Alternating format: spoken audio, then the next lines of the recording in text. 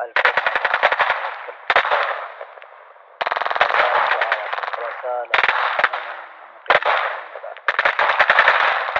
اسمع متخوفين وإنه عندهم ملك ورسوله هوى يقولون اللوط والمكاتب يغضبكم عن الإله أبو قاسم وأبو جبريل وأم قاسم وأم جبريل وعلمي نوافذهم بالحجارة والسلاح لا خليت لبيت حرمته ولا لمكتب ولا خليت حرمة للرجال ونساء اليمن. أنا اللي يضبه بي نحن أصل العرب ونحن بيننا البين نتقاتل ونتحارب.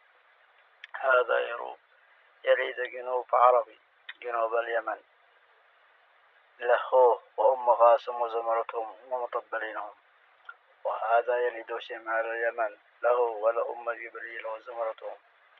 فريق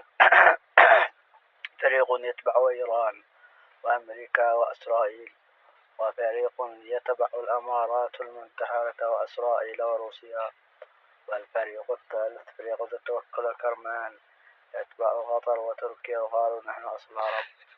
مع احترامي أنتم زبالة العرب، وليس كل اليمنيين زبالة العرب، بل الثلاث الفرق، ومن يتبعهم ويدافع عنهم فهو زبالة معهم.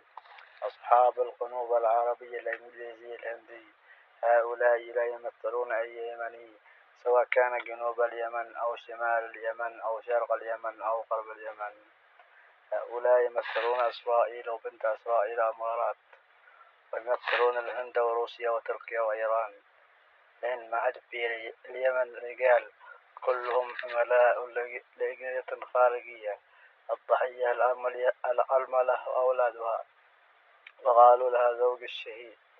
القنوب الضالعي ومثلث برمودا، والشمال الضحية الأرملة وأولادها، وقالوا لها زوج الشهيد في الجنة مع آل بيت. يا حسرتي على اليمن الحبيب، ما عرفنا الأمن والأمان والعيش بعد توكل كرمان وعبد الحوثي وأنت قاري.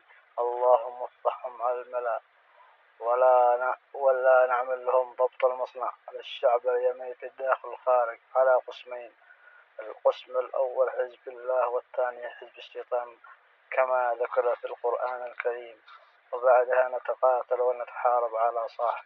والسلام عليكم ورحمة الله وبركاته.